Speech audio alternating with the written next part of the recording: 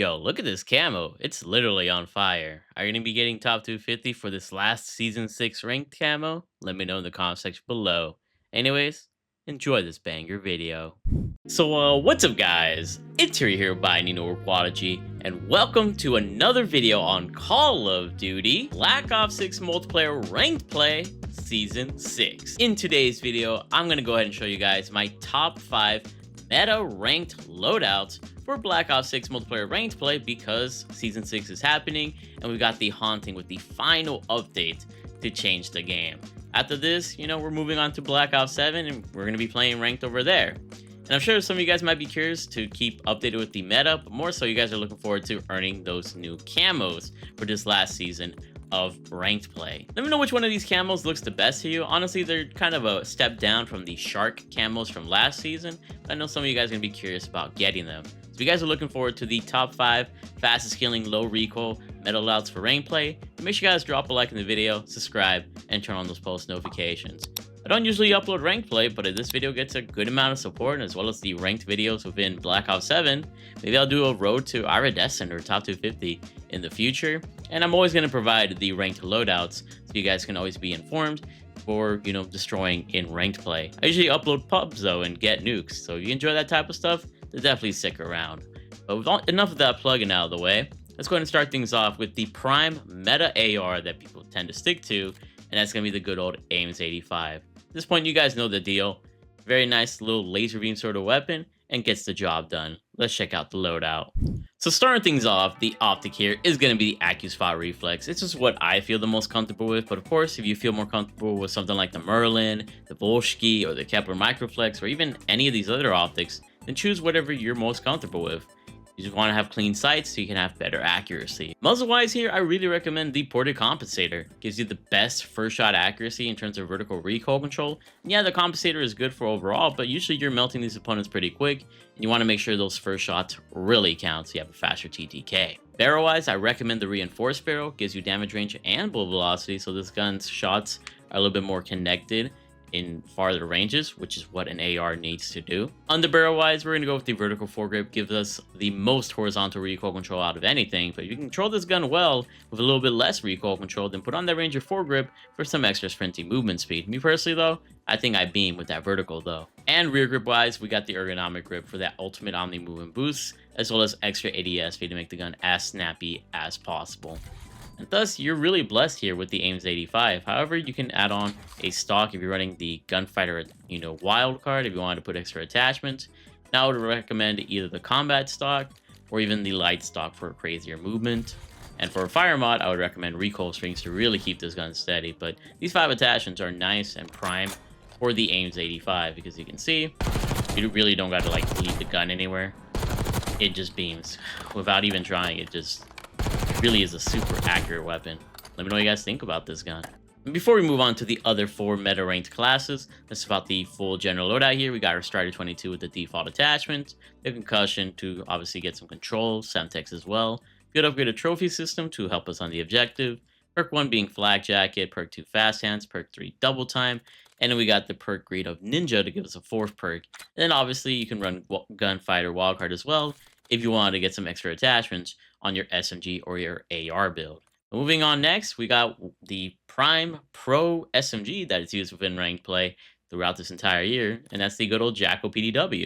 The gun proves to be a melt machine, and it's just reliable in all sorts of situations, and it can even beam at farther ranges. Let's check out the build. Barrel-wise, we got the reinforced barrel. It gives you bullet velocity and damage range, so this gun can melt even faster at farther ranges. Watch out for those Ames 85 users, though. Underbarrel, we got that Ranger foregrip because not only do we get that horizontal recoil control, but more importantly, that sprinty movement speed. And as an SMG player, you're going to be more responsible for traversing the map more than an AR player, and you're going to be wanting to get on objectives faster than those AR players. Rear grip, once again, is going to be the ergonomic grip for omni-move boost and extra ADS speed. The stock here is going to be the balance stock, but you can also go with the no stock for craziest movement, infiltrator stock for amazing, strafing speeds, and some people like the combat stock for that less flinch resistance, but balanced is balanced. And then for fire mod, we got recoil springs, obviously. It's our only choice there.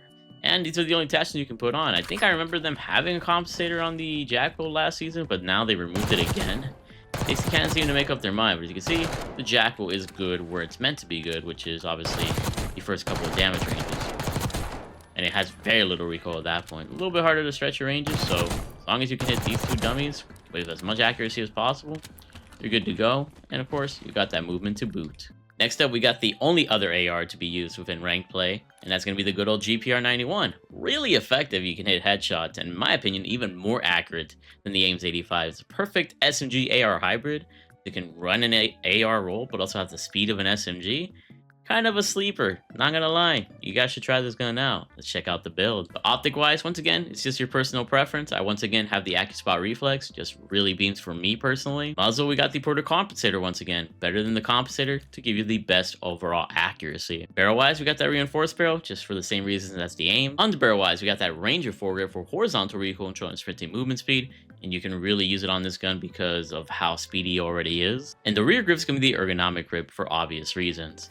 And then when it comes to obviously using a gunfighter wildcard, you can use whatever stock you're comfortable with. I think I would recommend the light stock on this one, just to really maximize that movement speed and lean into that SMG roll a bit.